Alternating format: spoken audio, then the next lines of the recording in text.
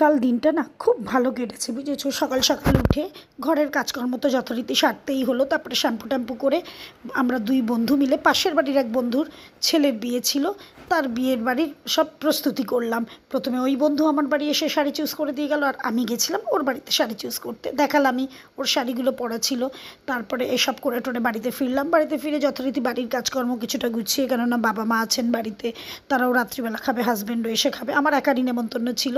তো দেখো একটা হালকা মেকআপ করেছি, আর এই দেখো আমাদের ফুল লুকটা একবার দেখিয়ে দিলাম কেমন লাগছে জানিও। আমরা মোটামুটি 8টা সাড়ে 8টা নাগাদ পৌঁছে গেছি। পৌঁছে স্টার্টার ফাটার খাওয়ার পরে ঠিক 9:45 নাগাদ আমরা খেতে বসে গেছি। খাবার মেনুও খুব ভালো ছিল। এই দেখো আমাদের পুরো বন্ধুর গ্যাংটা আমরা খেতে বসেছি।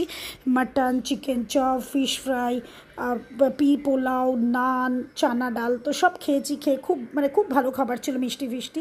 খাবারটা ভীষণই ভালো ছিল। আর খাওয়ার পরে দেখো আমরা কীরকম নাচাকোদা করেছি।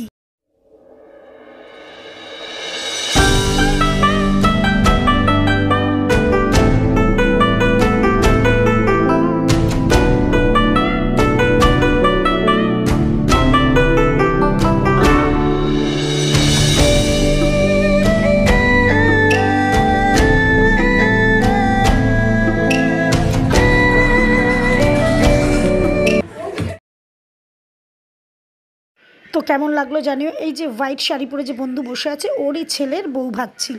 তো কালকে ভীষণ এনজয়